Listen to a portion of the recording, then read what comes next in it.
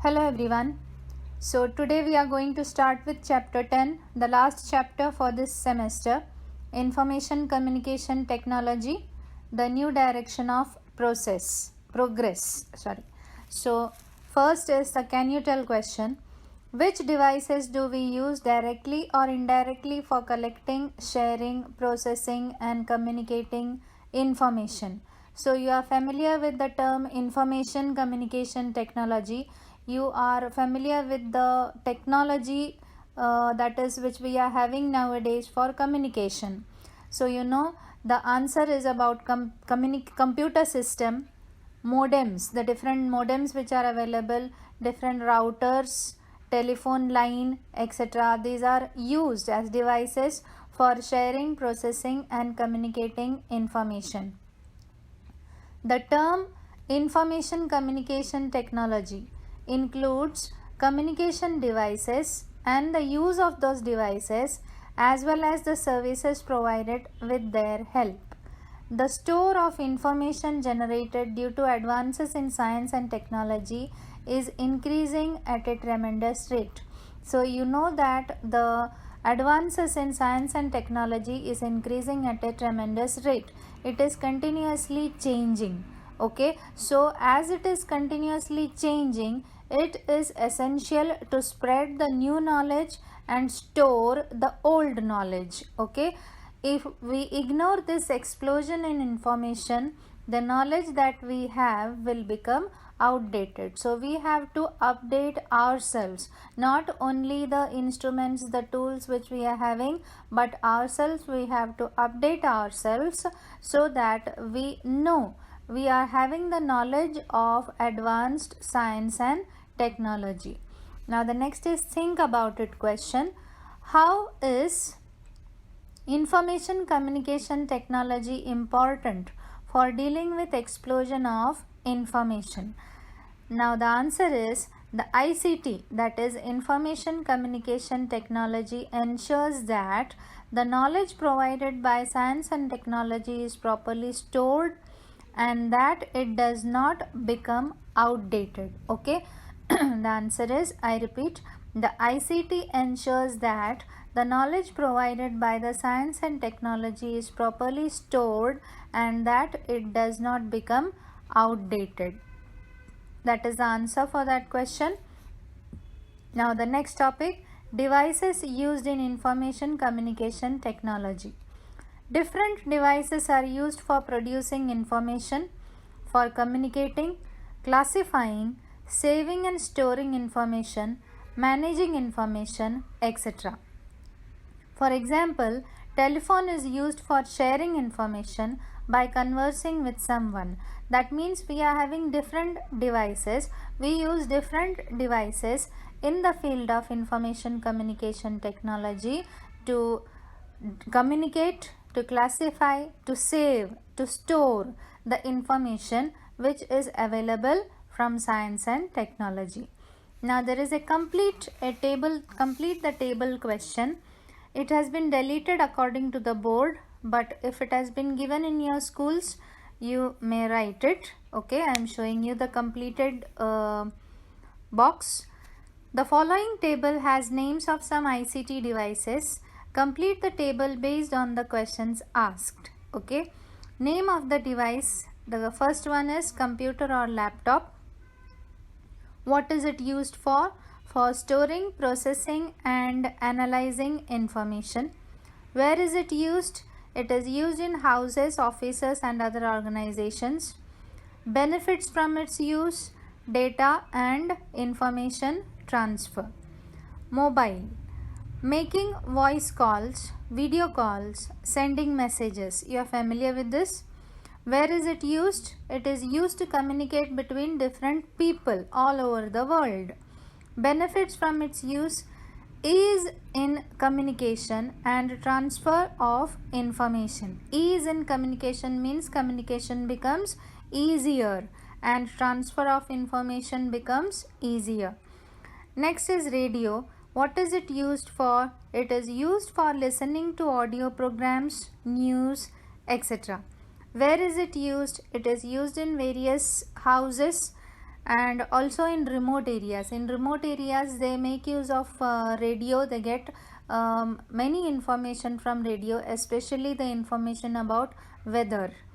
Benefits from its use: broadcasting, easy broadcasting of information in audio format. Now the next is television set for watching various entertainment programs, news, etc. Where is it used? It is used in almost all the houses everywhere in the world. Benefits from its use: broadcasting of information in audio visual format. That means you can hear the audio also, you can hear the you can see the whatever has been happening in different parts of the world, that also. Okay, now we may move on to the next paragraph. In the next paragraph they have given information about the history of computers. Okay, the computer, which is the most important device for information communication, is considered to have gone through 5 generations. You may mark, that means till now it has gone through 5 generations. The computers used during this period between 1946 and 1959 are said to be the first generation computers. The ENIAC computer was made in this period. Valves were used in its construction. Okay, so in the construction of the first generation period computers, some type of valves were used. These valves were large in size. They used to consume a lot of electricity, which generated heat, and computers would shut down many times. Okay, so this was a disadvantage of the computers which were used in earlier times. Now this is just the information about the different generation of computers. You may see the generation of computers, first and second generation. The input method was punched cards, paper tapes, etc. The output method was the printer. Third generation input method was keyboard, output method was a monitor and a printer. Fourth and fifth generations, keyboard, mouse and scanner. These are the input methods and output method is monitor or printer. So you are familiar with these terms: monitor, printer, keyboard, etc. So there is a development in the generation of computers. That means the different types of computers. Okay, so what was the disadvantage of the first generation computers?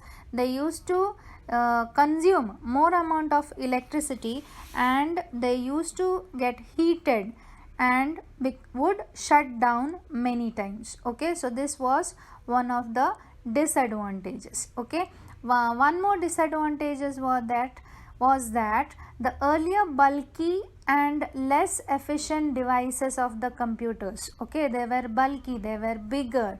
Nowadays it is smaller and it takes less space and it is speeder comparatively. Okay, now we may move on to page number 109. The entry of computers in all fields in this age of technology has been possible only due to the increased speed of computers.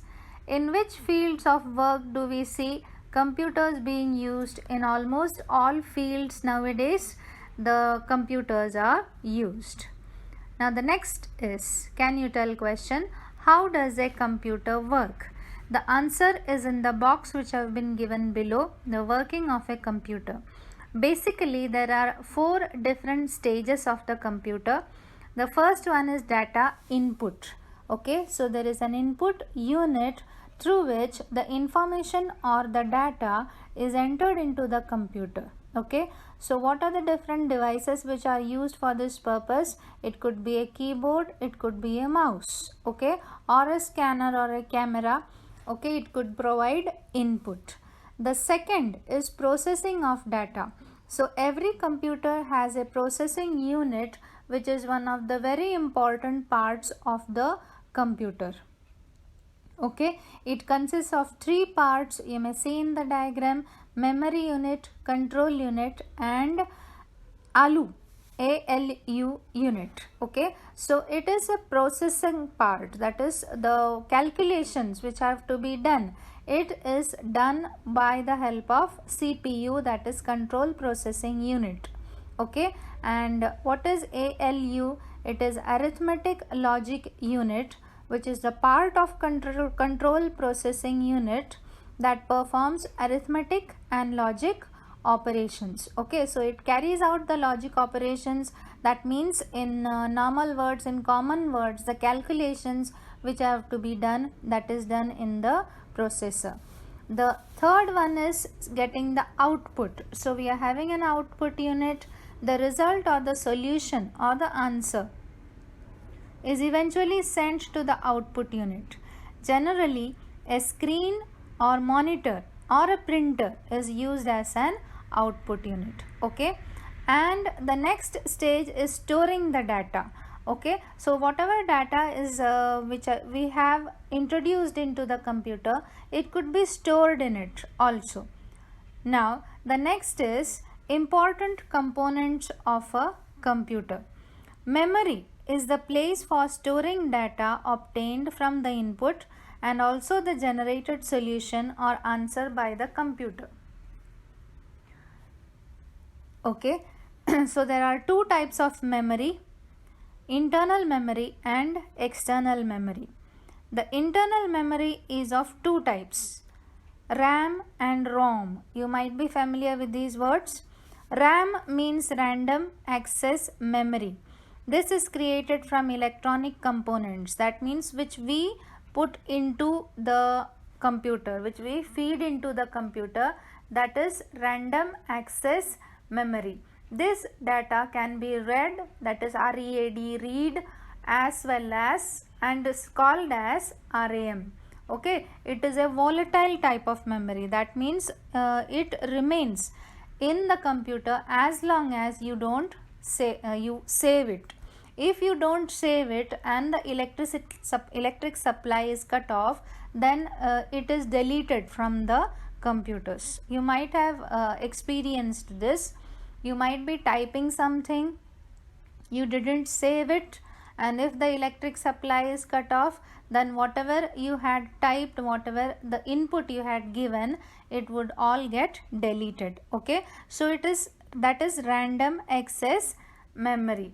Okay, so data can be read, added, as well as, and is called as RAM. Okay, so data can be, you can read the data, you can add any data, and you can delete it, it can be deleted.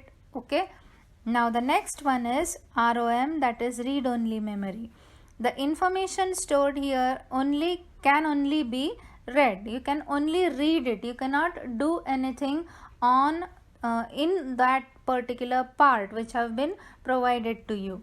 The information stored, that information is, you can only read it. We cannot make changes to the information originally stored here. Next is the operating system, that is the processor. This is a program which provides a mean of communication between the computer and the person working on it.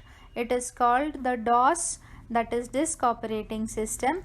We cannot use a computer without its operating system. Okay, so what is exactly an operating system? It is a set of instruction that manages the hardware and the software. Okay, there is a particular hardware, you are having a keyboard, you are having an input, you are having a processor, you are having an output. Now you have to use it. So there is a program which is working in between hardware and software. Okay, so that is what is called as operating system. Next is a program. A program is a group of commands to be given to a computer. Okay, that is what you have to plan. Next is data and information. Data is information in its raw form. Okay, so these are the important components of a computer. What are the important components? Memory, operating system, program and data information. Now we may move on to the next page. Page number 110. Two main components of computers. What are the two main components of computers? It is hardware and software. Hardware consists of all the electronic and mechanical parts used in the computers, and software refers to the commands given to the computer, information supplied to it, and the results obtained from the computer after analysis, that is the output. Okay, you have to learn these statements, hardware and software, for the question what are the two main components of computers. Now we may move on to the next. Make a list and discuss. Make a list of various hardware and software items of a computer and discuss their working in class. Now what are the hardware items which we use? It is keyboard, mouse, monitor, printer. And what are the software? It is the notepad, WordPad. You might have heard about Microsoft Word, Microsoft Paint. Okay, these are the softwares which we use. Now the next topic is using Microsoft Word to create a document and write equations. You might have prepared a you might have used the Microsoft Word to make a particular note. So how to make it? The first is click on the Microsoft WordPad icon on the desktop. Then you have to select a new option in the File tab and then select the blank document option. Type your material on the blank page. You have to type it from the keyboard with the keyboard. Use the language, font, size, bold, etc. You can use these options in the Home tab to make the typed material attractive. Next, you can type equations in the text. Select the equation option. There is an equation option in the Insert tab. You can type equations with the help of that. Select the proper equation and type it using mathematical symbols. Okay, so you should be just knowing the points, how to use Microsoft Word to create a document and to write equations. Next page, page 111. Using Microsoft Excel to draw graphs based on the obtained numerical information. First, you have to click on the Microsoft Excel icon on the desktop. Select New and then blank option from the File tab. Type the information which is to be used to draw the graph on the sheet on the screen. After you have finished typing, select the information and click on the required graph in the Insert tab. Okay, this also you might have done. You might have had this in your schools also. Okay, if you haven't done ever this part, you may just read the 1, 2, 3, 4 points which have been given and you may just remember those points. If any question is asked, you should be able to write. After you have finished typing, select the information and click on the required graph in the Insert tab. Analyze the information using the graph. So the computer itself will draw a graph for you with the help of information which you have feed into it. Now the next is the box. What precautions will you take when entering data? This is an important 2-mark question. As far as possible, the data should be kept in tabular form. Different types of data should be entered in different cells. Data should be entered neatly and in one flow. Unnecessary space and special characters should not be used. Many times we drag and fill in data. Okay, you may right click and select it and then drag. Okay, you might have done this. Many times we drag and fill data. At such times, the smart tag can be used after drag data to fill any data in any manner as required. Once the data has been entered, it can be formatted in different ways. Similarly, we can perform different types of calculations using different formulae. While using the formula, the equal to sign should be typed first. Similarly, no space should be inserted while typing any formula. Now, what precautions will you take when entering data? This is a 2-mark question that this you have to learn. Page number 112. Using Microsoft PowerPoint to create a presentation. Okay, so what could be done to create a PowerPoint presentation? Click on Microsoft PowerPoint icon on the desktop. You must have with you the material and the pictures. You can take the photos of the topic which you want to make the presentation. Select the new option under the file tab and choose the blank side option. Type the information you need on the blank side and insert pictures. Use the design tab to design your slide. Use an animation tab. Okay, so there are several options to make your PowerPoint presentation attractive. Next, on the left hand side, a PDF or portable document format file can be used to view the file, to print it, or to handle files. You are familiar with the term PDF, okay? So it is a portable document format file. Towards the right, Internet Explorer. It is a kind of search engine just like Google Chrome. This is a kind of search engine. It helps to find the information we want from all the information available on the internet. Okay, the particular app which we use for searching data on internet, that is said to be a search engine. Okay, now page number 113, the last page. Some uses of information communication technology are given in the boxes below. What are its other uses? Okay, so the information communication technology are basically used for demonstration, that is demonstration of experiments. For example, the different experiments which you are having in your syllabus, you could see it, you could view it on YouTube, isn't it? You might have seen it on YouTube.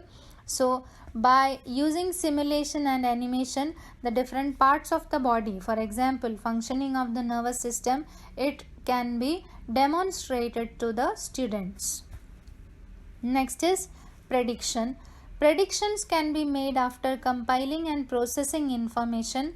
Example, meteorology. This you had studied in chapter 9. Meteorology. In meteorology you study about basically the climate and weather.